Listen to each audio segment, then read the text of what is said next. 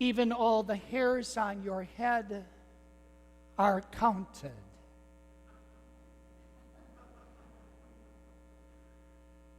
Whenever I hear that passage, whenever I proclaim it, I'm always thinking, for those of us that are follically challenged, God should certainly give us a break, huh? Because He doesn't have to keep track of so many hairs as He does the rest of you who have a full head of hair. But I digress. Recently, I had the opportunity to plant a few trees. You know me, I love to garden. I like to get my hands dirty. And, of course, I'm always absolutely just amazed at creation and how it can teach us so much about life, particularly our spiritual life.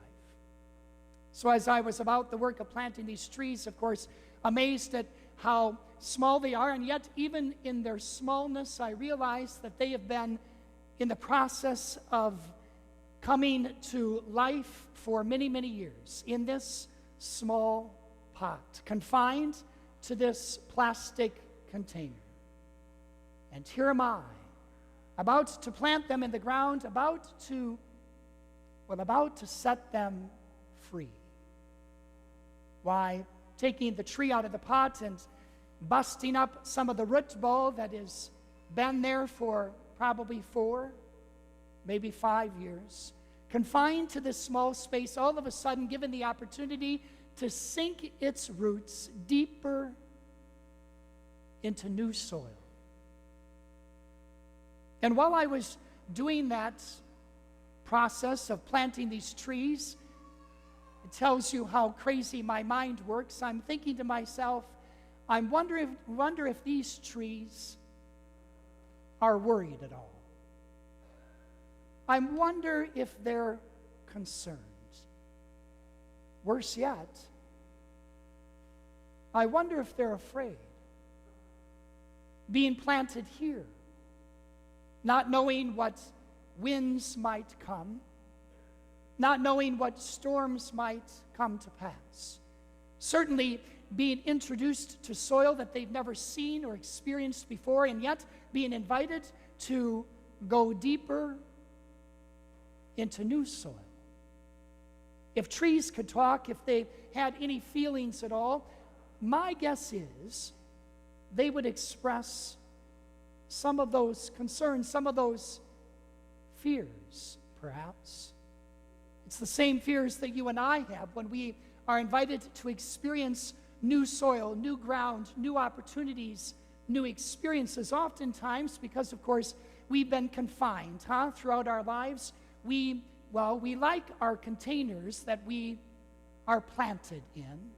We have set root permanently in our little world that we have created for ourselves, and that our experiences and our encounters and our relationships have helped us to develop. And so oftentimes then, when we experience opposition, especially the opposition of others, when we experience somebody with a different set of values, when we encounter somebody with a different opinion than our own, when we find ourselves being opposed because of our beliefs, oftentimes we are afraid. We're afraid to say anything for fear that you and I are going to have to perhaps sink our roots deeper into different soil, into a different ground of being that invites you and I to somehow grow, to somehow be a little bit different, not necessarily to give in always to the opinions and ideas and values of another, but to have the opportunity to listen, to enter into a conversation, to debate, if you will, without needing to shout, without needing to grow angry, but simply being able to have a conversation with another who is opposed to our point of view, to our value system, and to be able to sit down and to have a conversation and to be able to speak the truth, like Jeremiah was asked to do, even though Jeremiah, as we heard in today's first reading, he could hear the whisperings around him. He knew